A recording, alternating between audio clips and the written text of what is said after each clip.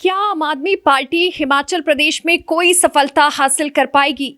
ये सवाल पार्टी के नगर निगम चंडीगढ़ के चुनाव में सबसे बड़ी पार्टी के रूप में उभरने के बाद चर्चा में आ गया है, क्योंकि आम आदमी पार्टी ने शिमला में अपना कार्यालय स्थापित कर प्रदेश प्रभारी के रूप में भी दिल्ली के एक नेता को यहां बिठा दिया है।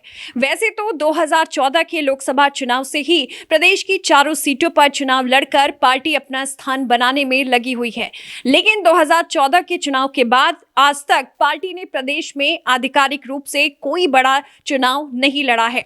चंडीगढ़ के चुनाव में भी पार्टी को कांग्रेस बीजेपी के मुकाबले सबसे कम वोट प्रतिशत मिला और सबसे अधिक वोट शेयर कांग्रेस और दूसरे नंबर पर भाजपा का रहा।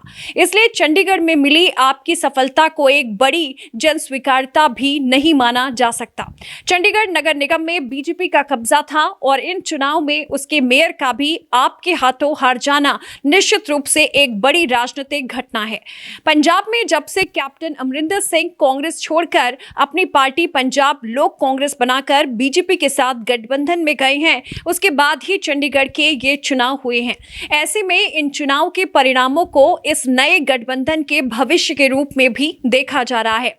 इसका पंजाब के चुनाव पर क्या असर पड़ेगा, ये तो आने वाला समय ही बताएगा। लेकिन इस समय जिस तरह का राजनीतिक परिदृश्य पूरे देश में उभरता जा रहा है, उससे ये बात विशेष रूप से सामने आ रही है कि सभी जगह सत्तारूढ़ बीजेपी के बजाय कांग्रेस का ज्यादा विरोध किया जा रहा है। जो राजनीतिक दल बीजेपी से सत्ता छीनने के दावेदार बन रहे हैं, उन सबका पहला विरोध कांग्रेस का ही हो रहा है। सपा, टीएमसी और आम आदमी पार्टी सभी इस कड़ी में शामिल राजनीतिक दल हैं। जहां जहां बीजेपी कमजोर हो रही है, उन्हीं राज्यों में ये दल चुनाव लड़ने को प्राथमिकता दे रहे हैं। इस परिप्रेक्ष्य में अगर हिमाचल में आपका आकलन किया जाए तो ये स्पष्ट हो जाता है कि इन उपचुनाव में आपके नेताओं का समर्थन न सिर्फ बीजेपी के साथ था, बल्कि आपके कई बड़े नेता तो बीजेपी के पूर्व मुख्यमंत्रियों के साथ अपनी नजदीकियां बढ़ा रहे थे। अब प्रदेश में विधानसभा चुनाव से पूर्व नगर निगम शिमला के चुनाव आ रहे हैं। बीजेपी भी चारों उपचुनाव हारकर काफी कमजोर हो रही है।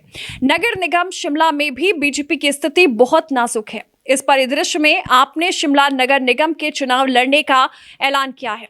ऐसे में ये देखना दिलचस्प होगा कि आप ये चुनाव ईमानदारी से बीजेपी के खिलाफ लड़ती है या सिर्फ कांग्रेस को हराने के लिए ही लड़ती है। नगर निगम शिमला में आपका प्रदर्शन उसका प्रदेश में भविष्य तय करेगा, क्योंकि अभी तक आपकी ओर से ये साफ नहीं हो पाया है कि उसका पहला राजनीतिक प्रतिद्वंदी कांग्रेस है या भाजपा। आप पूरे देश में दिल्ली मॉडल पर काम करने के दावे कर रही है, जबकि व्यवहारिक पक्ष ये है कि जितना राजस्व दिल्ली सरकार का है, उतना किसी और प्रदेश का नहीं है। फिर दिल्ली का आधे से ज्यादा काम नगर निगमों के पास है, जिन पर आज भी बीजेपी का कब्जा है।